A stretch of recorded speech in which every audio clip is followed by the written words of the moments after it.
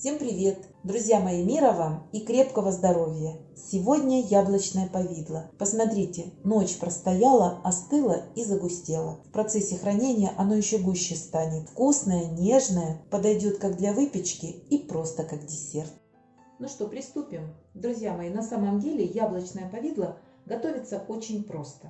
Вот здесь у меня 1,5 килограмма яблок. Яблоки можно брать любые. Хорошо промыла, обсушила, лишняя влага не нужна, и буду резать на кусочки.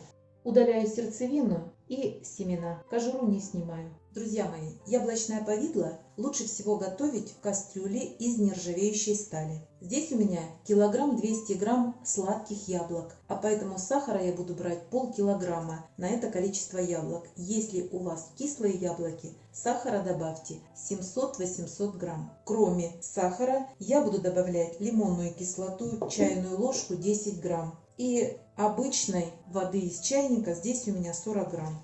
Сейчас это все поставлю на огонь. Я подготовила баночки стерилизованные, а крышки прокипятила в течение 3 минут. Поставила на огонь самые маленькие. Закрою крышкой и оставлю яблоки в покое на 7 минут. За это время вода, которую мы добавили, закипит, и яблоки немного пустят сок. А через 5 минут обязательно помешаю, чтобы наши яблочки не пригорели.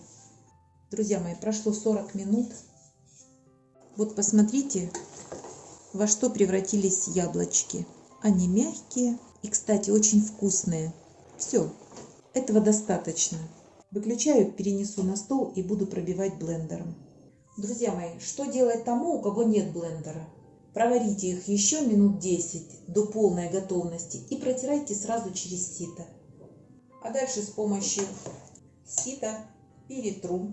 Лучше всего делать это половником. Вот такое пюре получается. Отходов получилось 70 грамм. Вот здесь килограмм, приблизительно 150 грамм яблочного пюре. Добавляю на это количество полкилограмма сахара. Если яблоки кислые, добавьте сахара 700 грамм. Перемешиваю и ставлю на огонь. Друзья мои, повидло закипает, готовить его необходимо под закрытой неплотно крышкой. И мешайте деревянной лопаточкой, обязательно с длинной ручкой, потому что оно и в руки к вам запрыгнет. Готовится такое повидло 35-40 минут, все зависит от количества яблок. Друзья мои, варенье мое готовится уже 25 минут. У меня здесь небольшое количество, поэтому через 5 минут я буду выключать. Периодически зачищайте стеночки силиконовой лопаткой, чтобы корочка не образовывалась из повидла на стенках. Добавляю сюда 3 грамма лимонной кислоты, чтобы придать нашему повидлу небольшую кислинку. Вот посмотрите, какое стало повидло. Мне этого достаточно. В процессе хранения, как только остынет, оно еще загустеет. Выключаю и не закрываю больше крышкой, чтобы лишняя влага, конденсат с крышки в варенье не попала. Сразу же буду разливать. Баночки простерилизовала, а крышки прокипятила. Я не знаю, сколько из такого количества у меня получится баночек.